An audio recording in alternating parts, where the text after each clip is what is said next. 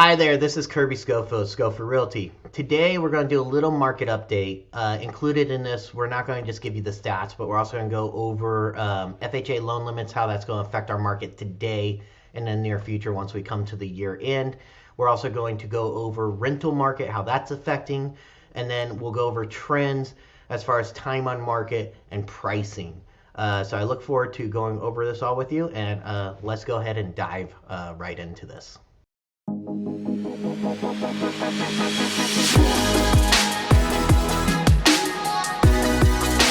As of October, we were looking at 1.1 months of inventory, roughly 3,287 homes on the market for single family and townhomes.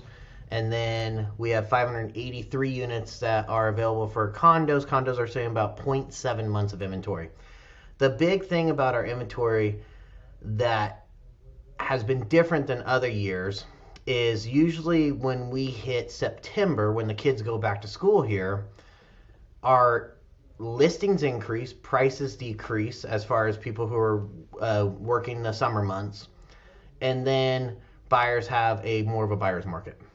What we've seen the last 2 years now after COVID and during COVID is our numbers, and maybe it's because of how school changed or people working remotely or however it is, it's maintained kind of the same market. So currently our prices are continuing to increase. Inventory is staying about the same, maybe decreasing a little, up and down week by week, but not marginally enough to affect a market.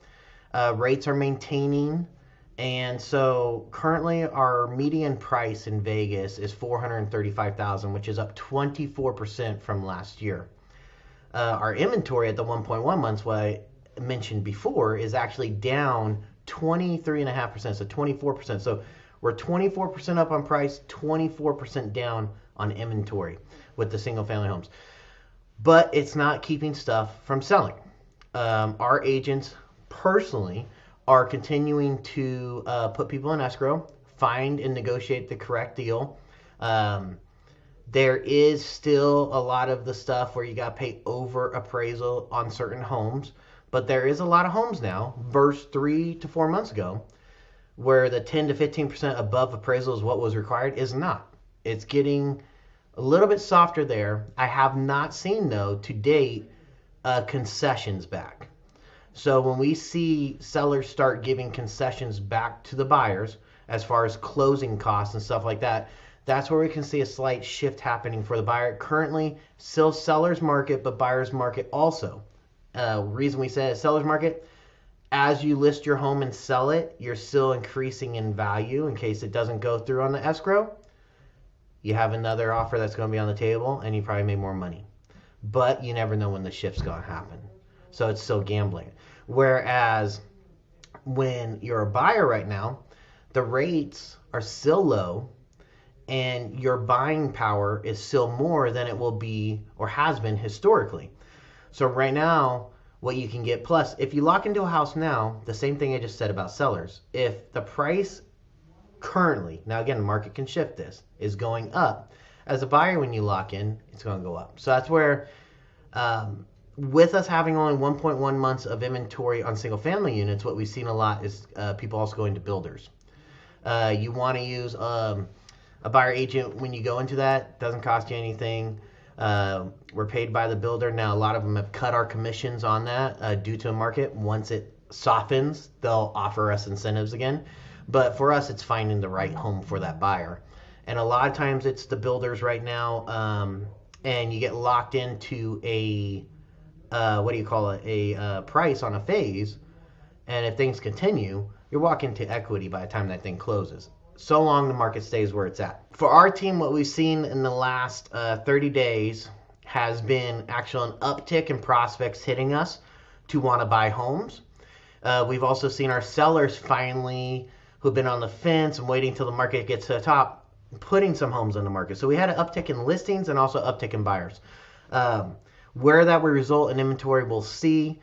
The other thing we've seen is appraisals, where 3 months ago everything on appraisal was coming in 10 to 15% below where the deals were, and that's where the buyers have to pay that above appraised price. We've seen a lot of appraisals coming in lately where our buyers are already prepared to pay 10% over, coming in actually at appraised value, which is really cool. That helps because the seller still is getting their full amount that they're wanting, but what that's doing is putting more cash out of for the people using a loan out of pocket for that buyer, especially when they close on that home to be able to buy furniture, stuff like that, especially with the holidays. With my 11 years in the business, the prices have not decreased yet. We've continuously had increases. The only thing I've witnessed multiple years or multiple little markets is when the concessions come and go and the paying over appraisal. We had this kind of same thing in 2013, and the builders did the same thing, kind of were cutting us out. And then once we got a little bit more inventory and it softened, concessions came back, but then it went back to more like negotiable based off the home. There is some affordable housing complexes coming. One in the north. They just broke ground on it. News showed it. That will be going this next year, and hopefully, the thing is there'll be a lot of wait lists, but there's requirements to hit on that. So you can always reach out to any of our agents. We'll get the information on it because there's certain income limits and stuff like that. But they do have some projects like that finally hitting our market. Because the biggest issue we're having in Vegas is affordability. Nationwide too, but in Vegas it's affordability where our loan limits are been outpaced by the average price of a home. Most condos you can't get FHA on. A lot of them approved now for conventional. But if the owner occupancy isn't there or there's litigation from past on anything with the complex, then they can't do a conforming loan on them.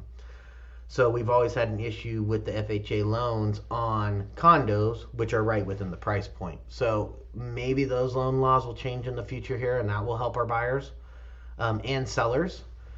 And then other than inventory affordability has been the rentals. We have one of the largest rental increases. So our renters are being outpaced too. And that's, though, bringing in us as realtors. We're busy because if it's not a first-time home buyer market, if it's not a seller's market, what we're foreseeing that we're going to hit in 2022 is more of also an investor market. So if you're an investor out there, rents historically don't go down. And our rents are the highest they've ever been. And I think it was like 30% year over year increase.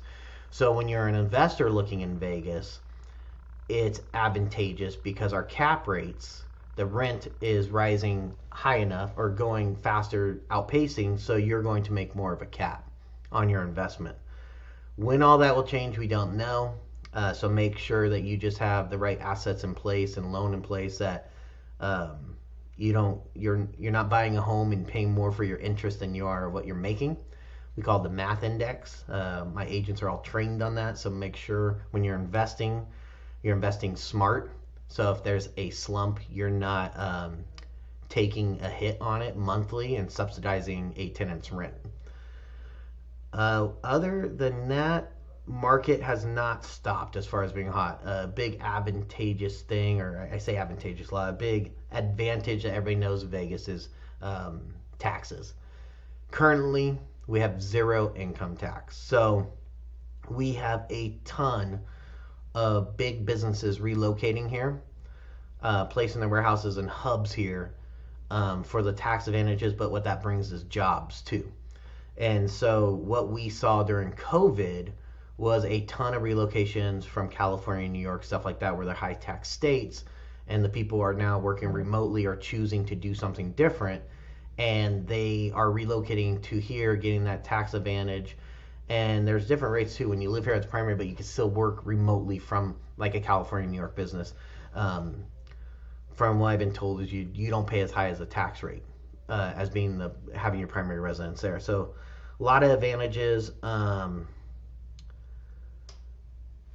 Building, what's nice about Vegas, and this has been since 2010 when I got into the market and started learning about it, Vegas, we are just a little city smack down in the desert. But what we have a lot available to us is land out and airspace up.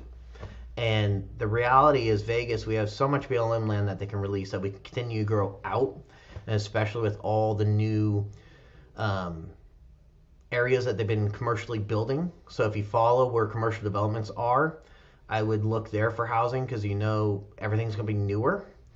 And they'll have to get approvals up to date with logistics as far as roads, hospitals, stores, anything in municipal, they have to get approved. So if they build there, it's going to be already approved and it's coming to other stuff. With that, we don't really have, other than a couple high rises downtown. I mean, we have high rises a couple downtown, handful on the strip. We don't truly have a high rise downtown metro area. We're a metropolitan, but we don't have like what you see in other large cities yet.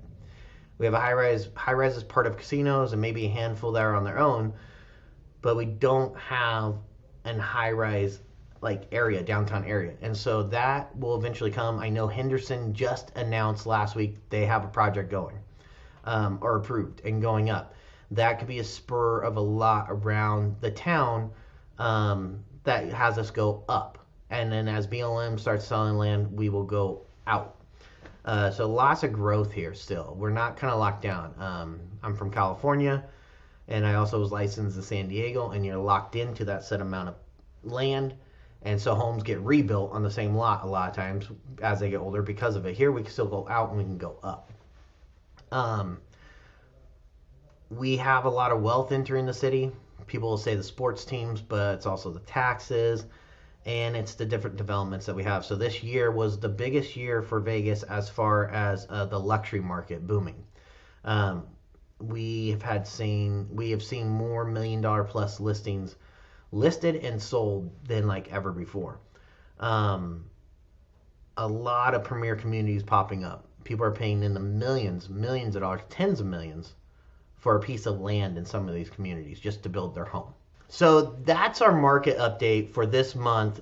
Please do not hesitate ever to reach out to me directly or to one of my team, and we will love to help you get more information on whatever you're seeking. If you're looking to buy, sell, invest, become a property owner here in Las Vegas. Thank you. Kirby Scofield, Scofield Realty.